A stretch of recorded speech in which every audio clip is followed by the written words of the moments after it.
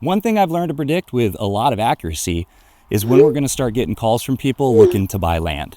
And it's usually right after a major event has taken place in the country and the media has gotten a hold of it and is spreading a lot of fear.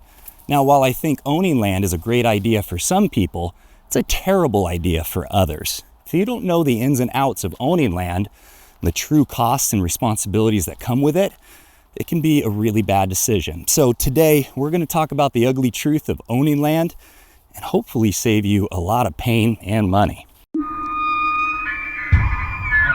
Hey, welcome to another episode of Living Life in North Idaho. My name is Trent, and on this channel, we talk about what it's like living, eating, working, playing, and buying real estate in Idaho. If that's of interest to you, make sure you tap the subscribe button, hit the notification bell, so every time I come out with a new video, you get notified. And like I said, we get a lot of calls from people just like you that have been watching these videos and they're serious about getting moved to Idaho, or they just have some more questions before they decide if Idaho is the right place for them. And we absolutely love it. So if this is you, reach out at the phone number or email address listed below.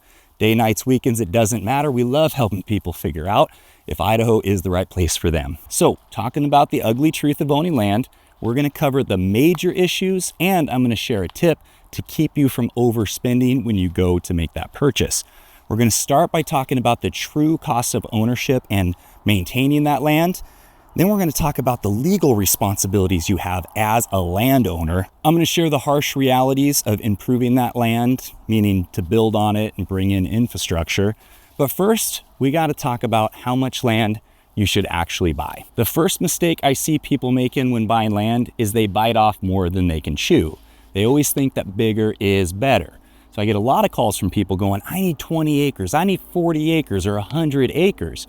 Now, unless you're going to be raising your own cattle, growing your own food, or starting some sort of RV camping site, that much acreage is often not necessary. If you're just looking for privacy or to be able to hunt on your land or just get away from people, the better idea is to just find land that butts up to government property. Here in Idaho, 60% of the land is owned by the government, which makes it public, so you have access to it. And for those of you who are wanting to grow your own food, I get it. I'm on a pretty strict grass-fed and organic diet, but I also grew up on a working farm, and it is a lot more time, effort, and money than you could possibly imagine. The better option is to join up or partner with some co-op farms and get your food and produce from them. Unless you want to dedicate your life to growing food and milking cows and doing all that stuff, it just does not really pencil out. So that's what I would recommend. And at the end of the day, for those people who are wanting 20 acres, you got to look at how much of that is actually going to be usable.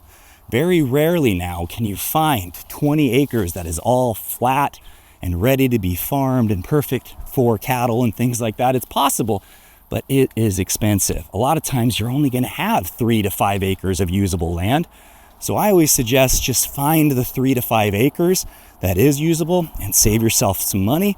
Just be close to some government land so you can go out there and harvest some animals. Now, of course, there are those that want to buy that large acreage of land because they want to subdivide it and help pay for the costs. It's a great idea. You just need to make sure you're working with a knowledgeable agent who can guarantee that that can be done. Because if you're just relying on the owner or their agent to tell you, you might get some bad information. So now that we've established that buying the right amount of land is the first step, let's talk about the actual cost of owning that land. The first thing you need to know is you're gonna need an off-road vehicle. If you haven't noticed, I've kind of been out of breath and I haven't even gone that far. Walking 20 acres, 40 acres on a regular basis, that is gonna wear you out and it's gonna make it really hard to maintain that property. So spend the money, get yourself an off-road vehicle. It's going to cost you anywhere from $10,000 to $20,000 depending on what you get, but make sure that you have it so that you can actually maintain that land. You are going to need to do upkeep and landscaping on a lot of that property.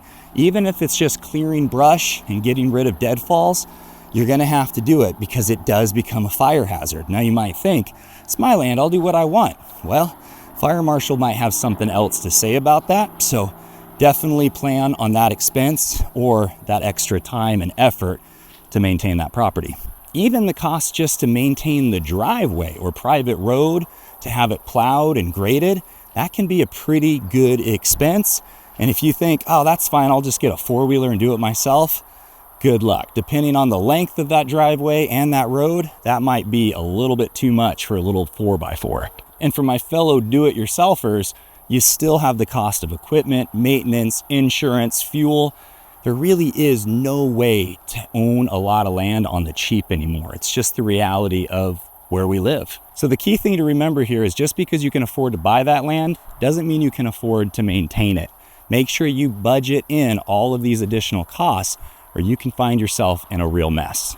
The next reality of owning land is the responsibilities you're going to have. Getting these wrong could mean that you're in a courtroom and, at worst, losing your land. We all know no matter what, the government is going to get theirs. And it's no different when you buy and own land. There's going to be taxes. Now, luckily in Idaho, they're pretty fair when it comes to taxes. There's some really good exemptions.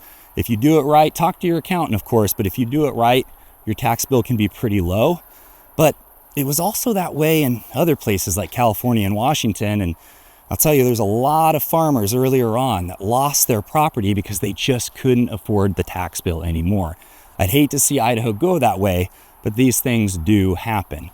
So make sure that you budget for the taxes on that property, and especially prepare for if you're going to build a house, your property bill can go way up. And trespassers can actually cause a massive headache for landowners. If you don't have that property properly marked that it's private, no trespassing, and somebody comes onto your land and maybe gets hurt, falls into a hole, and there's some pieces of metal, scrap metal down there, and they get cut, they can sue you. Now, Idaho is really good about protecting private property owners, but no matter what, people can sue you for anything, and you're going to have to get an attorney to defend yourself. So even if you win, you still lose. You also have the responsibility to get along with your neighbor. And I know that sounds kind of funny, but the most common reason property owners get pulled into court is disagreements with the neighbors. It's either the neighbor didn't abide by the property line, or maybe you didn't because you didn't realize where it was. You know, you fall a tree in the wrong place, lands on their property, or maybe it was one of their trees. It really is common to see people go to court because they're neighbors. Now, you can avoid this by going and meeting those neighbors and make sure that it's somebody that you can put up with and they can put up with you. But it's another issue that landowners have. A lot of landowners, they go out there because they don't want to be around people, and some of them are out there because they don't get along with people.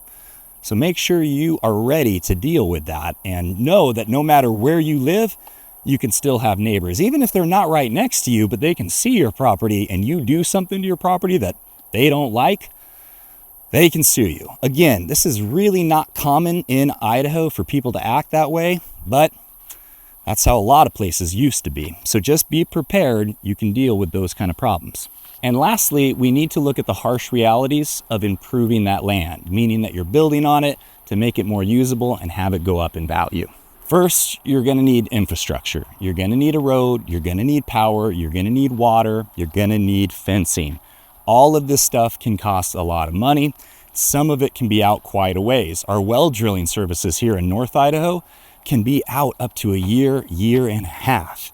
So you want to plan on that stuff, and you want to plan on it costing more than you originally estimated to keep yourself out of trouble. And once that's done, you have the entire building process. And anytime you're doing a big project with lots of moving parts, you're going to have delays, you're going to have cost overruns, you're going to have problems. Again, working with a right agent, they can help you navigate that stuff and how to deal with it when things go wrong. But the problem is that a lot of these really good builders, they're booked out and they're in high demand. So when you go to threaten that really bad Yelp review, it probably doesn't hold as much leverage as you're hoping. Now, hopefully this didn't completely deter you. If you really want to buy land, I just want you to know what the real challenges are, because when you make a big purchase and you don't know the reality of owning something, it turns into a mess, to drama, sometimes divorce. We don't want that. That's very expensive and painful. So if you are serious about buying up here, give us a call at the phone number, reach out at the email address listed below, day, nights, weekends, and make sure you subscribe, because next week I'm talking about 10 more reasons you don't want to live in Idaho, and I think you're going to want to know these. Thank you for watching this video. Leave a comment in the comment section letting me know what you think, and if there's some things in there that you did not know about with owning land. And until the next one, I'll see you later.